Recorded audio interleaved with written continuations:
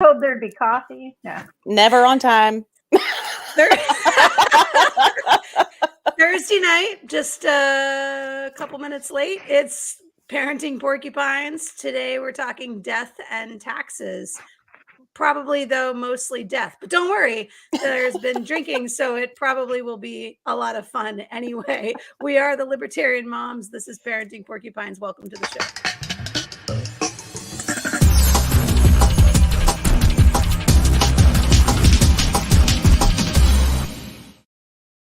All right, episode 8, Death and Taxes. We're back.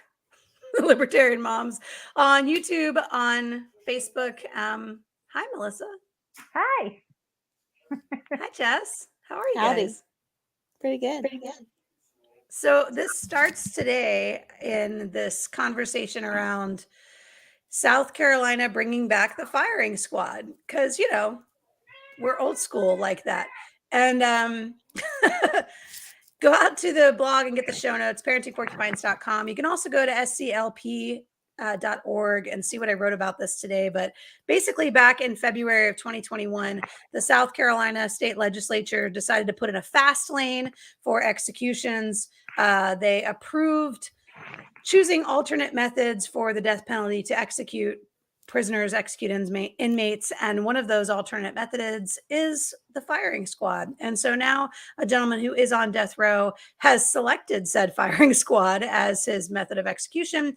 And while the ideal scenario, if the system was actually working, would be to challenge the legality of this said thing and provide a stay of execution for this man while this challenge goes through. In general, the more we learn about this case, the more we understand how unbelievably ridiculous the entire thing is, because truthfully, he shouldn't even be on death row. This is not a person with a premeditated crime who went out there and committed multiple murders. This was a worst case scenario, terrible day in an addict's life. And for all the reasons, just all the reasons, this is not the right outcome for this, but certainly because firing squad is ridiculous. So let's So barbaric. I don't know if we like jump to that or if we just sort of talk about really the big question here is, do your kids know that this is happening? Is it in the news? Are you seeing it on the news? Are you talking to them at all about this, Jess? It's in the news. Gonna talk to them about it, but they have not seen it yet. They haven't quite it hasn't hit their radar yet. Because there's not a TikTok about it yet. Yeah, but I'm sure it's going to at some point, you know, in the next week or so. And I mean, yeah, we'll probably talk to them about it and just kind of. Yeah, it's going to come up and come around in some way. What about your kids, Melissa? Do they seem to be aware that this is a thing that's happening? No, we don't. My kids don't watch the news. I keep them blissfully sheltered. They know what I let them know about. Yeah, so they don't know this because I don't want them to. They're little. Yeah, well, yeah, you know, that's a good point, right? So part of this, the question is whether or not the age of our children impacts whether or not we talk about this kind of thing, right? And whether or not we if talk they were about teenagers, then, you know, I'd be more comfortable having a conversation. Okay. Yeah, I can see that. And it becomes an issue where people start talking about it. It becomes a topic for research papers, right? The death penalty. It's a little bit like the abortion topic, although now I think schools are no longer assigning the abortion topic as a potential debate topic, right? But where kids are, there's a binary choice here. You're either for it or you're against it. And when I was younger, I think I was really for it. Like I really understood this sense of, you know, an eye for an eye. Somebody has committed murder. This is absolutely the right response, is to then take their life from them, right?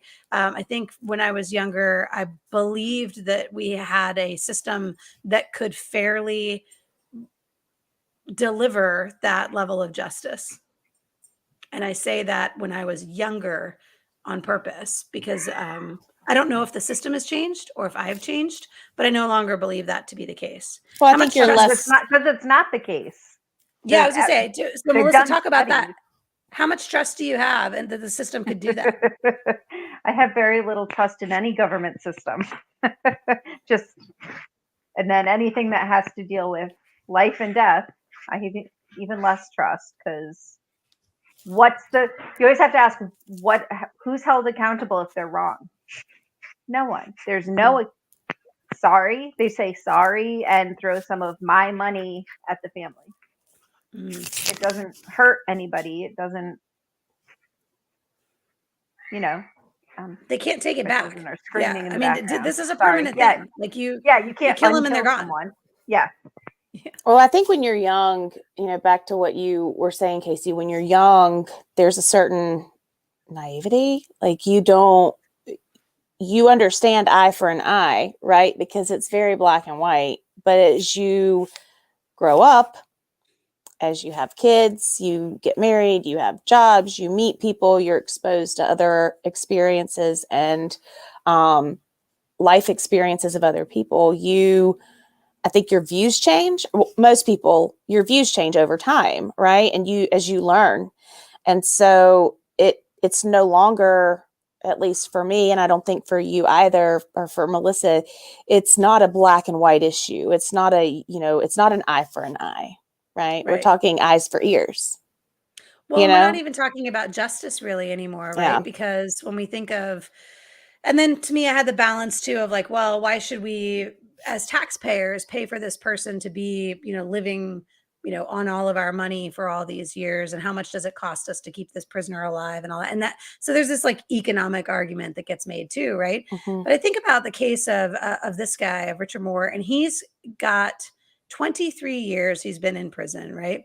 23 years where he's had opportunity to think through what happened, how did that night go, right? To unpack and understand, right? And I don't think that anybody's asking to let this man out of prison. I think people are rightfully saying the punishment that he's already experienced and will continue to experience, his life in prison, fits the crime, Yeah. right? And might even be a little harsher, actually, given that the crime was committed during an addiction rage. So I think the compassion piece, it took me a while to come to that. Maybe I had to grow up a little bit more to, as you said, meet people with different circumstances, see how things like this unfold and how they happen, and then to develop a kind of compassion that I would hope that we had a state that operated with mercy first and compassion first and love first. And only then do we start to escalate into vengeance and right, like not even vengeance, but justice and this sort of thing. I don't know, it's hard. So I didn't teach Holly about it, but I did talk to her about it today because I'd written the post and wanted to get her thoughts on it and get her opinions on it. And those are in the blog. If you go out to the show notes out on parentingporcupines.com, you can skip forward to that part of it. But I want to give you guys just a little bit more chance to talk about how old is old enough? When does it get introduced? What should we be doing instead? I mean, what's the alternative if they're not going to be, going in front of the firing squad? Lord have mercy. What do you do about this crime problem, Melissa? What do you think? Oh, well, I have a couple ideas. Step 1, no victim, no crime. Solves a lot of the problems, gets our prisons a lot less overcrowded. If you're caught with a plant and minding your own business, you shouldn't be in prison. So that's the first problem, is no victim, no crime. Stop throwing people in jail and ruining their lives. Addiction is a medical condition, not a crime.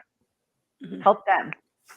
And then the second one is, the whole point of prison isn't necessarily punishment, it's rehabilitation. No, it's not. You're throwing people in solitary confinement for 2 years. How is that rehabilitation? It's punishment. It's punitive. It is. It is. Like, when my children misbehave, they get punished, but the punishment, it's not to punish them, it's to change their behavior. It's consequences. It's not, I'm pissed off at you, so you're going to lick the wall for a week. I don't know. I'm just making up stupid stuff. But No, but yeah, but you hit on exactly the it right has thing. nothing to do with the problem. It's two parts, right? Like the prison is two parts. It's one of it is that this person did the wrong thing. They broke the rule, right? And so the rest of us law-abiding citizens are a little pissed about that because we've been doing it right. So like, okay, yeah, let's figure out a way to punish them.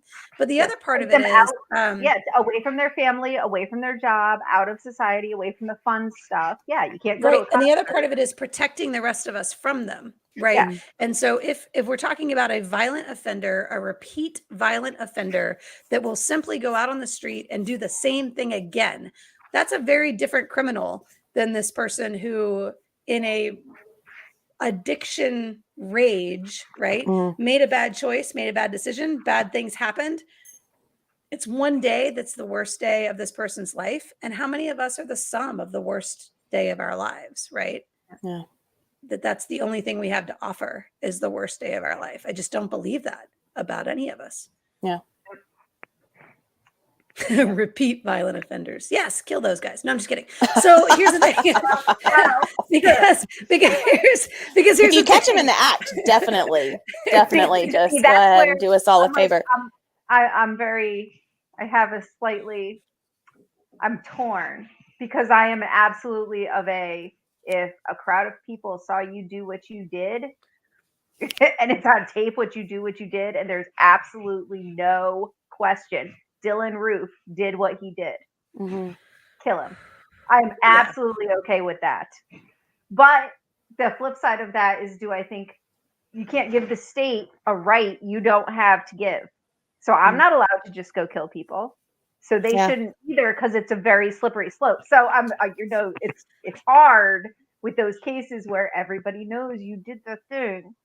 Yeah. And yeah. Well, and you'd then be okay with those couple of cases. yeah.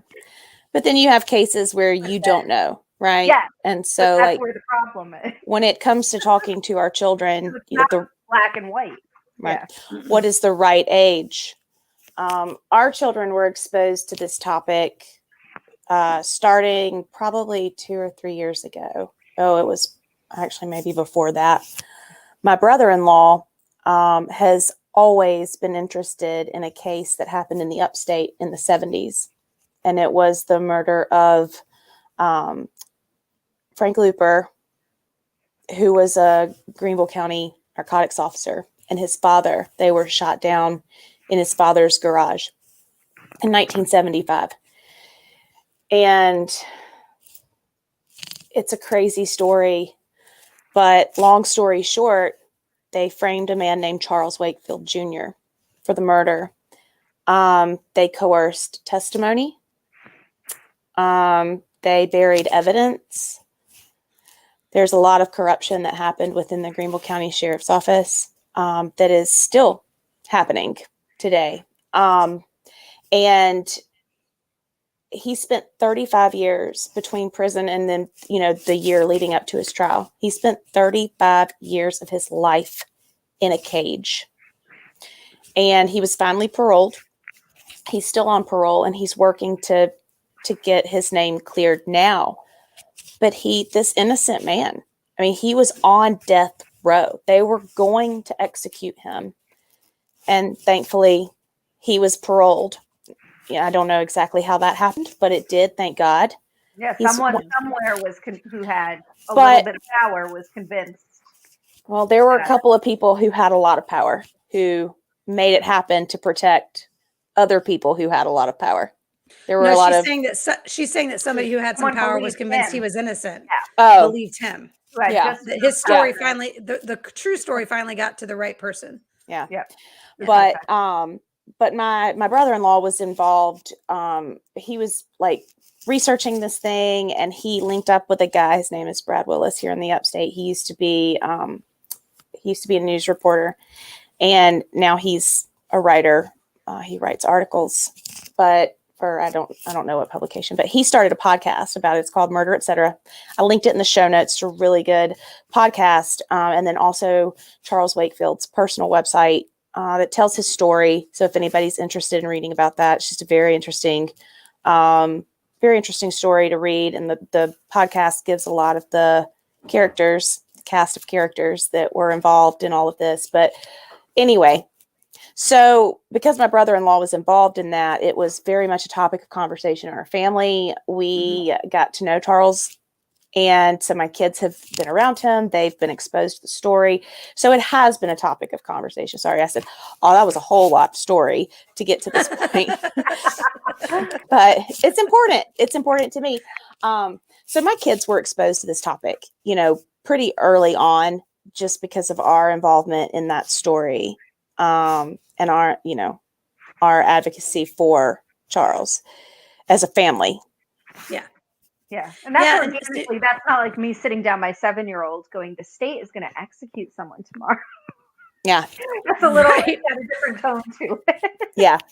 So I struggled with this week because back in February 2021, when I wrote the blog for sclp.org that was about this hypocrisy that I saw, which was one week there's this, everybody's standing around, we're here to protect life, we believe in life, and then these asinine anti-abortion laws that they put in place, right? We're all for life. We're all pro-life. We love life. And then the very next week, it was like, here Kill comes the the fast lane for the kid. Yeah, exactly.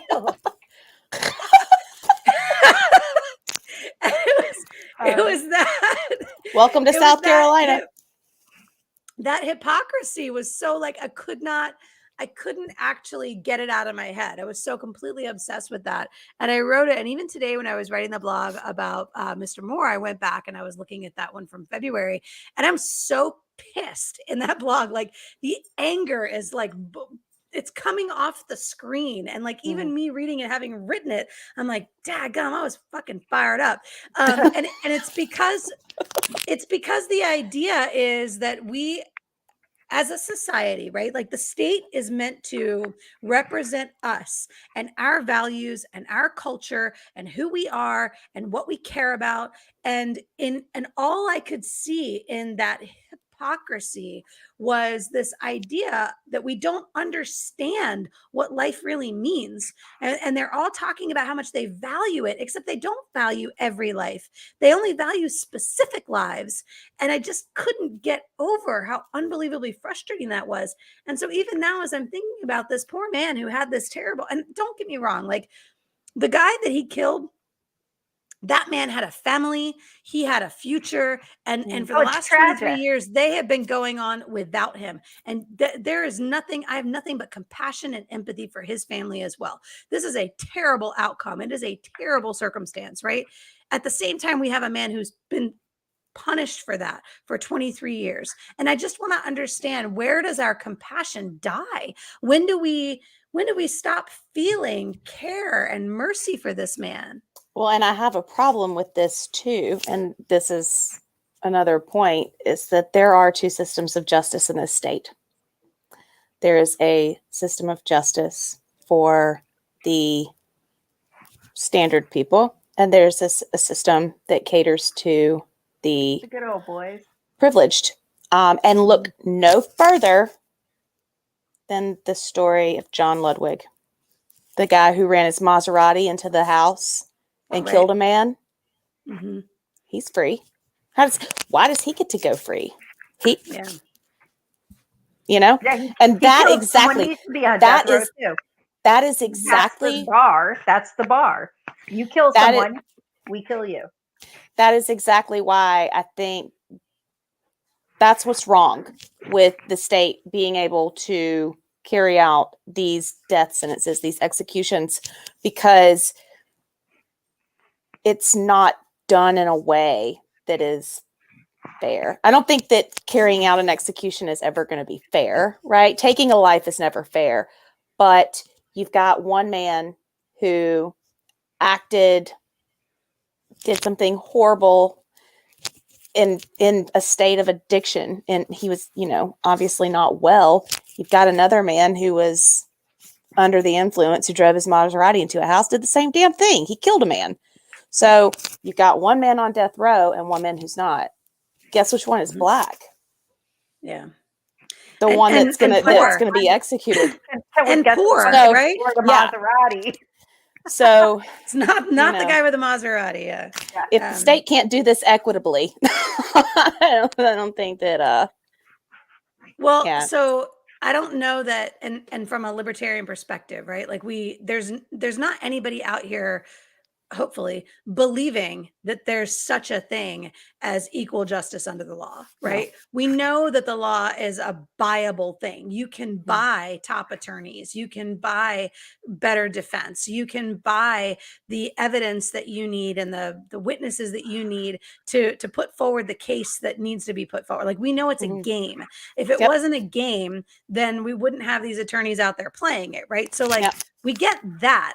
But We wouldn't at have some Johnny. point, the buck has to stop at some point. Like, can't we just all agree that that stopping point should be where we as a state are putting people in front of a firing squad? Like it's that absurdity that I'm just like, I can't wrap my head around how anybody says that out loud and goes, it's 2022. We have the internet, we have TikTok, we have, this amazing amounts of technological superiority and supremeness, and yet you know what we ought to do? Let's just trot And out this old We have Spanish Inquisition form we of have death. recreational. You can take a vacation and choose to go to space if you have enough money. You can literally go to space if you want to. But if we're gonna kill But no, somebody, let's line them up We're against gonna the wall. line 'em and up. shoot 'em. I'm gonna ask y'all to volunteer and come up here and the firing squad, don't be wrong about this. The firing squad is not mercy for this inmate. The firing squad is so that no one person has to take the blame for having killed this guy. Like that's the whole reason. And let's make sure he doesn't get away with just one bullet wound, right? Like the idea behind the firing squad is so it's unbelievably barbaric. It is barbaric. I So just hang on. can't even. If they no. Honest question. So if they shoot him and miss, that's it. He can walk, right? If only. I don't think that's. I mean, they hit him in the shoulder because I think They they'll shot. probably get one bullet, right? It didn't kill him. He I- can walk. He's done. I don't know. I I mean, don't think that's the Case case. closed. I'm not a lawyer. But that's the whole thing is we've never done this before. South Carolina Yeah, has never never. actually killed anybody by firing squad Mm-mm. before. So that's the other part of this is like, oh, we've never done this before. I guess somebody's got to go first. We'll Why start don't it you be in this 2022. guy? Here's You the shouldn't thing. even be on death row. Like that's the Only absurdity of it. It's like, 200 years too late. not to I make mean- light. This is, I'm honestly like thinking through this. If I were an inmate, like that electric chair is 118 years old. Do we know if it actually works? Like, like would I choose that? Because maybe. Can you imagine the fear that you would be feeling stepping in front of that firing squad or stepping? I don't want getting to. I up to that can't. electric. Can you imagine this No. to me is so I mean, inhumane. it is. Yeah. It's more It's so humane to It have someone absolutely is. sneak into inhumane. his cell and shank him in his Yeah. sleep. I One can't- night yeah. when he doesn't know Yeah. it. That's more humane. Right. Honestly. I mean, or hand him a pistol and put him in a room and let him do it himself. I mean, like there's these kinds of things where you're like, hey man, like Oh, and this if you have is to what has to be deter, done. we're doing this to deter other people from the same why not hang him? You go down to Yeah. the center of town, you put up some gallows and you hang him, public execution. If the point Casey Crow's watching. He says he'd rather OD on opiates. I mean, yeah. Why don't we just bring in the Why not? pharmaceutical industry and get him high? So here's the piece of it though, Melissa, because you That's make a how really good point. ridiculous. The rest of us are not forced to watch this, right? Like Mhm. back in the day with the public hangings and that kind of thing, it did serve, we would think, as a deterrent. More beheadings, right? so, and yeah. The beheadings. As grotesque as those displays were, it should at some point say to us, what kind of society are we really?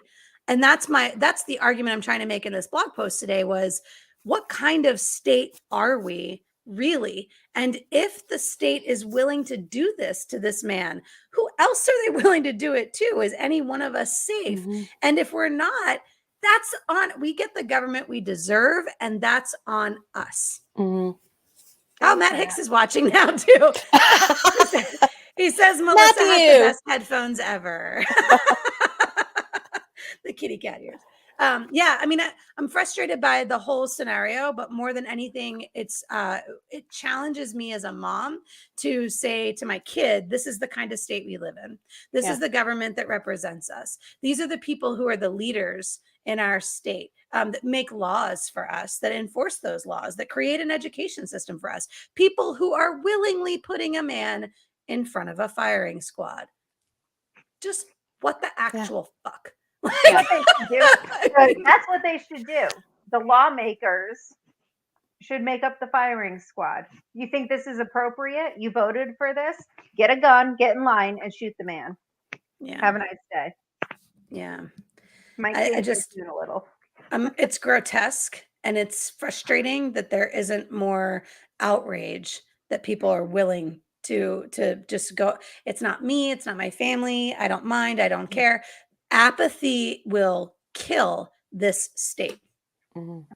And the argument is always, when you say I'm against the death penalty, full stop, it's always, oh, but this guy did this thing.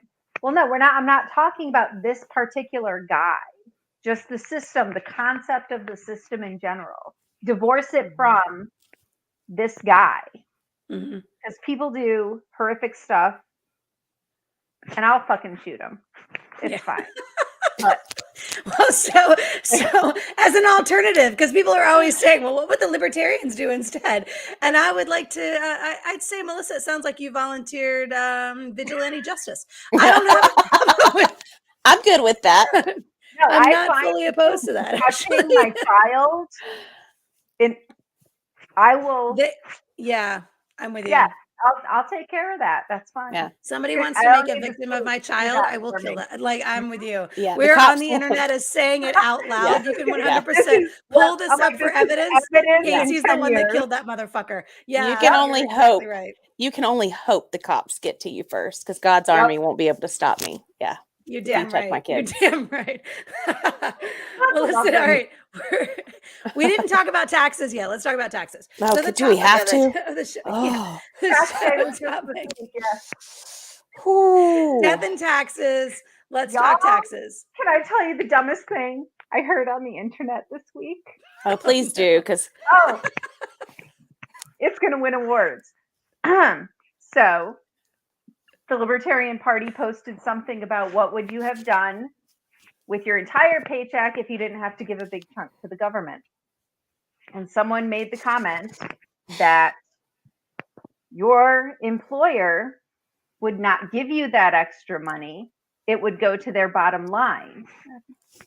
What? So if I didn't have to pay income tax, my employer would give me a pay cut so they could keep that money. You realize as a if matter of my fact, employer comes and says I'm getting a 15% pay cut, I quit my job. Every Well, no, employee it's in actually- that company quits their job. it's worse Right? than that, Melissa. It's the opposite.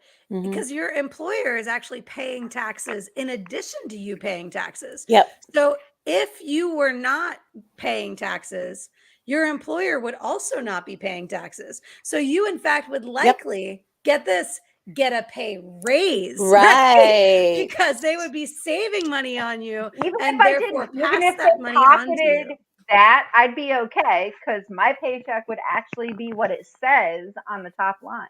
Right. But imagine though, if you're the employer and you're like, hey man, I'm not having to pay $2,000 a month or whatever it is in taxes for you anymore. I'll gladly split that with you. I will Look, let gladly me tell split you, the difference. hey, listen, I have to look at those numbers every month. I know what I pay in payroll taxes on my folks, Mhm. and it is outrageous. Yeah. It's outrageous. The employer side of the payroll taxes. And you figure it out when you do like I did and went 1099 and had to pay them myself. Mhm. Lord have mercy. Like that is the reason that people work for other people. That is what's killing entrepreneurship Yep. in this country, is that when you have to take on your own taxes, the fact that you are being taxed at that rate, you can't afford it. You just It's can't afford it. crazy. And it's also why people can't grow their businesses, because they can't afford to pay employment taxes. They can't afford to pay payroll taxes. I mean, yeah, the taxes are freaking killing it. They're killing all of us. Yeah. Matt Hicks says, bold of you to assume I pay taxes. Yeah. Matthew. Look, I'm Stop. all for conscientious objectors, man. I'm a big fan of that. I think we'd have to figure out how to be able to do that. Somebody once said to me something about it's not illegal to not pay your taxes. I was like, you tell the IRS that. They will come after your ass, I assure Yeah. you. You're in jail. But I should have written that on the bottom of the check I mailed them this week. right. I will be dodging them like my student loan. Yeah, this is the officer for last rest one of you my get. life. You better do a good job with this one because it's the last one you're gonna get from me. By God. I wish. Good. Oh my God, too funny. So the title of the episode, Death and Taxes, because these two things are totally inevitable. But one of the things we talked about the first half of the episode was specifically capital punishment. And that's where the death side of this comes from. It's not inevitable. We don't have to kill people. As a state, as a nation, as a society, we don't have to be those people. We can be better than those people. And I would encourage everybody watching to be better in that way.